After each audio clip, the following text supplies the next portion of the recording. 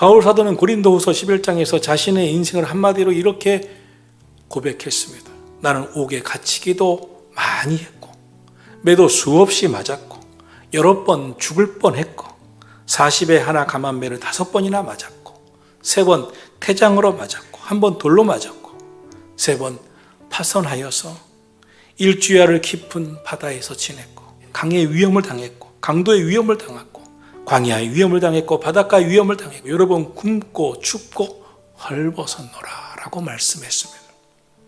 사도 바울의 인생은 참 평탄하지 않았습니다. 그는 고난이 많았습니다. 고통스러운 인생을 살았습니다. 그런데 여러분, 그렇게 살아온 사람이 오늘 본문에서 자신의 인생을 이렇게 말합니다.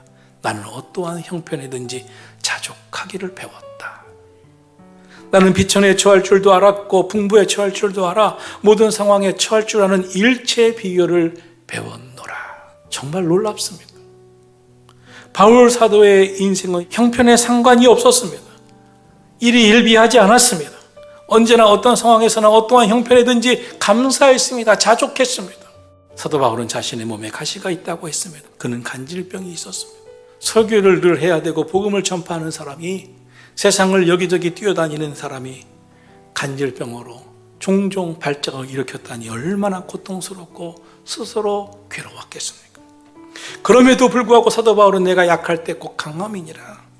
내 몸에 가시, 이렇게 내 몸이 아팠던 것은 하나님께서 나에게 교만하지 않게 하라고, 더 겸손하라고 주신 은혜였다고 그는 고백했습니다. 형편과 처지를 뛰어넘는 사람, 그러면서 늘 감사하고 자족하며 사는 일체의 비결을 배운 바울 사도의 믿음이 오늘 우리의 믿음이 되기를 주님의 이름으로 축원합니다.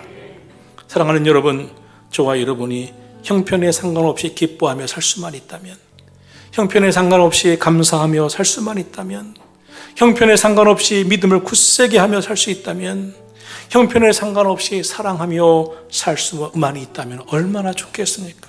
이것 때문에 감사할 수 없고, 이것 때문에 기뻐할 수 없고, 누구 때문에 믿음으로 살기가 힘들고, 그런 사람을 어떻게 사랑할 수 있겠느냐고 말한다면 환경의 지배 속에 살아가는 사람일 것입니다. 내게 능력 주시는 주님의 은혜로 모든 것을 할 수 있는 저와 여러분이 되시기를 예수님의 이름으로 축원합니다.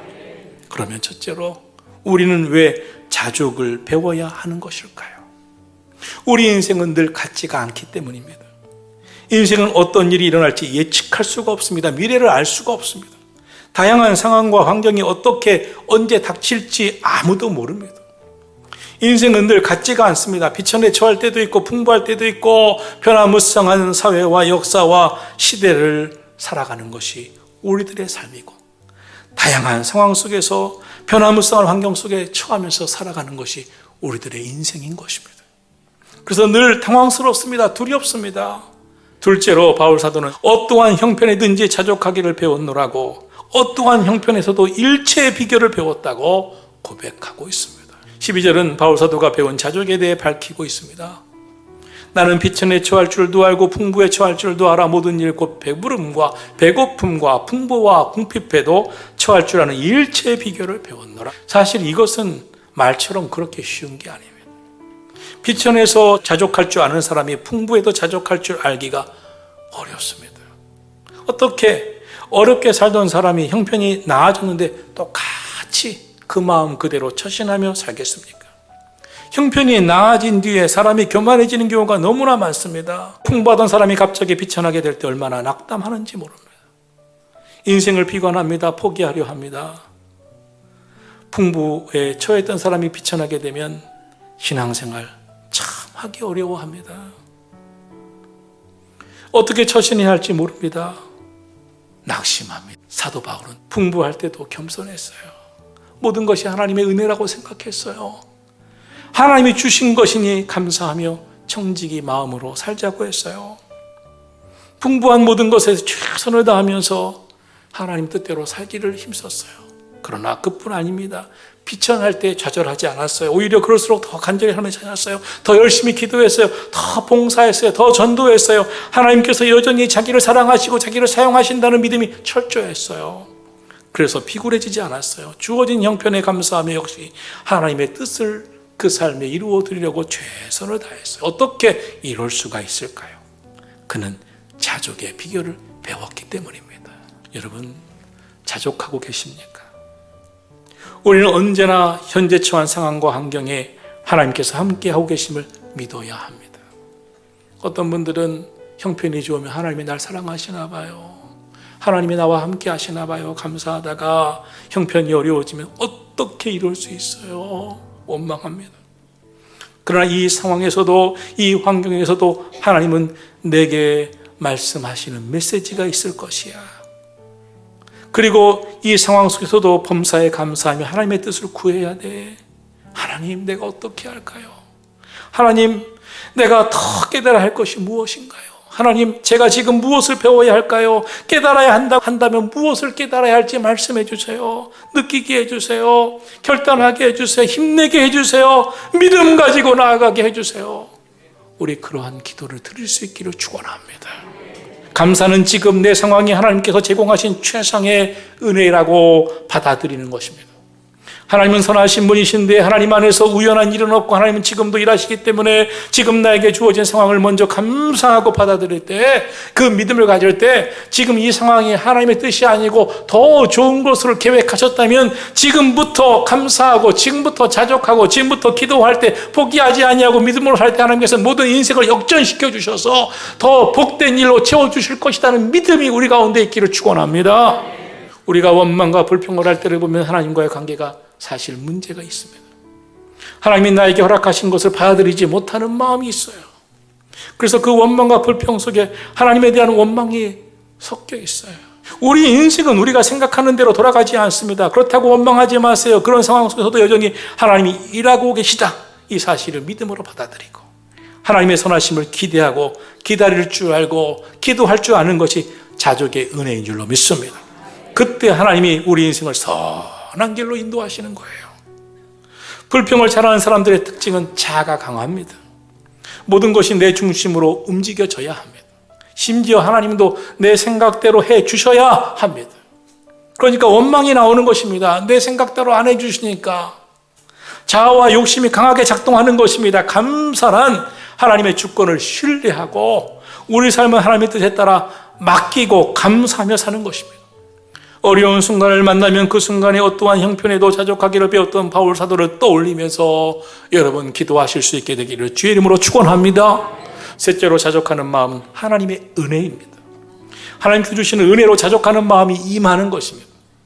바울은 자족하는 삶에 대해 비결을 이렇게 소개하겠습니다. 내게 능력 주시는 자 안에서 내가 모든 것을 할 수 있느니라. 어떠한 상황 속에서도 만족할 수 있는 것은 자기 힘이 아니라 내게 능력 주시는 그분 때문이라고 말씀하고 있습니다. 능력 주시는 주님 안에 살기만 하면, 즉 주님이 주시는 은혜가 임하면 비천한 상태에서도 자족할 수 있고, 또한 풍부한 상태에서도 자족할 수 있고, 어떠한 형편에서도 감사할 수 있는, 자족할 수 있는 은혜가 임한다는 것입니다. 자족은 배워서만 하는 게 아니라는 것입니다. 주님께 자족의 은혜를 베풀어 주셔야 비로소 자족하는 은혜의 삶을 살 수 있게 된다고 말씀하는 줄로 믿습니다. 내게 능력 주시는 자 안에서 내가 모든 것을 할 수가 있느니라. 주님이 내게 능력 주셔야, 은혜를 부어주셔야 나는 어떠한 형편에서도 자족할 줄 아는 사람이 됩니다. 어떠한 형편에서도 상관없는 오직 주님의 은혜와 믿음으로 모든 것을 극복하는 인생이 됩니다. 자족의 큰 걸림돌 가운데 하나가 염려입니다.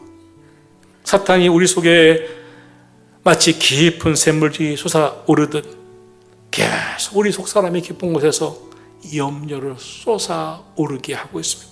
염려는 아무런 도움이 되지 않습니다. 사탄이 우리의 감사와 자족을 막기 위해 우리 마음에 뿌려놓은 잡초와 같은 것입니다.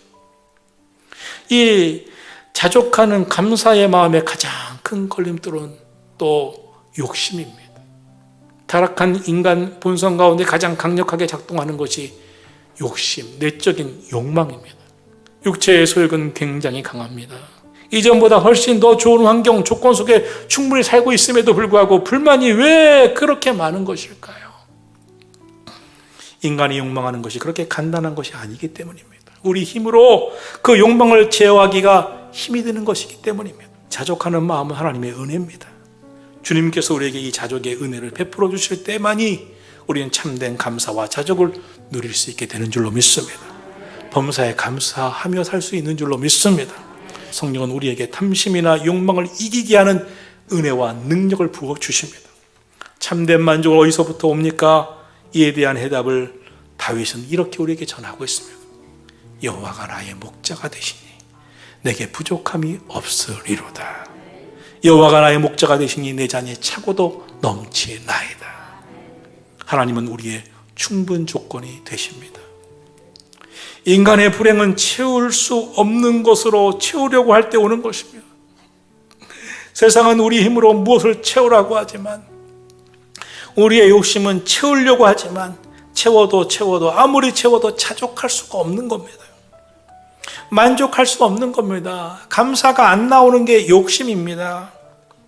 그러나 하나님 안에 살면, 믿음 안에 살면, 주님이 주시는 은혜로 충만하게 되면 감사합니다. 어떠한 형편에도 자족하게 됩니다. 사랑하는 성도 여러분, 내게 능력 주시는 주님 안에서 어떠한 형편이든지 자족하고 감사하며 살아가기를 축원합니다.